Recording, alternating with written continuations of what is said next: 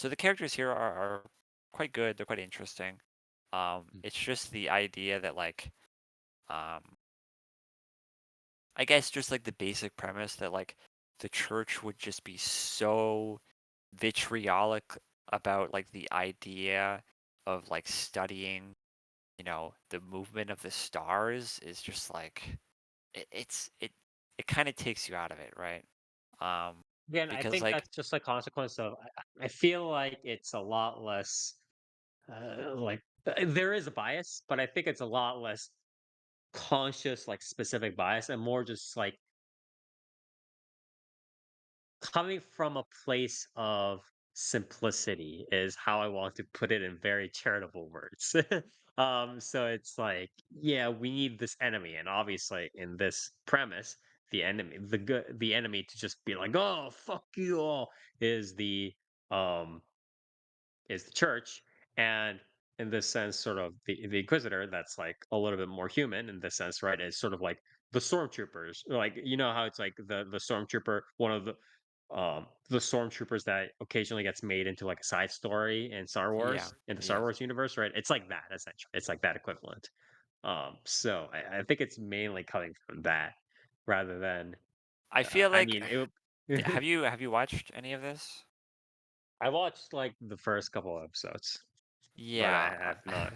Again, I do feel like the scene between Bethany and the priest is where I got most of this idea that like the author again, I don't think it's a thing of where the author's like I hate Christianity. I hate Christianity. But I Yeah, do yeah, think he has this sort of whether conscious or not, this sort of bias against, you know, um theology and sort of its he definitely has a sort of idea that like the idea of theology being sort of ruling over a sort of the idea of theology being a ruling body of government, right? Like mhm. he definitely sees that as like a very much a negative thing, right? Yeah, um yeah.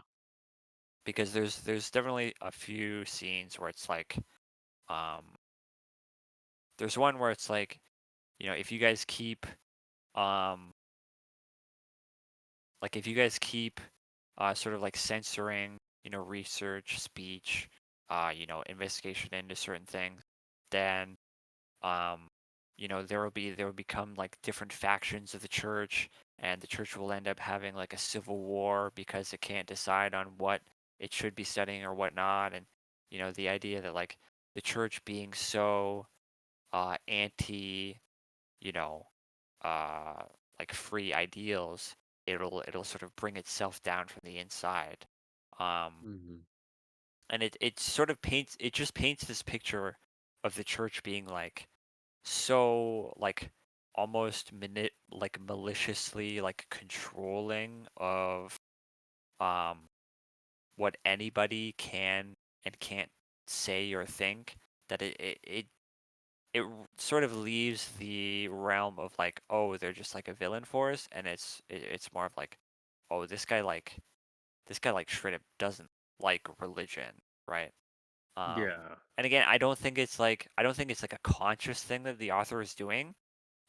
And I'm not really But necessarily saying I it's think like, I think it all also came together, right? Because it's like it's not just this, but it's not just like the bias he has, obviously, but I think it's also um the fact that he picked this premise specifically, right? yeah, And this yeah, premise is a very much an accelerant to an obvious, oh, like, well, the church is fucking these guys over kind of story, right? yeah. And again, I don't think it's necessarily like hurting the narrative or anything, but Hmm. again, like I said, depending on the way you view sort of theology, especially how you um look back at like medieval theology and stuff, right?